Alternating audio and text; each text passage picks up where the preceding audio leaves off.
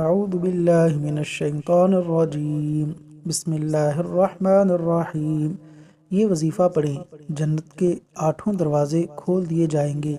نبی کریم صلی اللہ علیہ وسلم کا فرمان ہے کہ جس نے اچھی طرح وضو کیا اور پھر یہ کہا اشہد ان لا الہ الا اللہ، اشہد ان لا الہ الا اللہ وحدہ لا شریک لہ، اشہد ان لا الہ الا اللہ وحدہ لا شریک لہ، واشہد ان محمدا عبدہ ورسولہ، واشہد ان محمدا عبدہ ورسولہ۔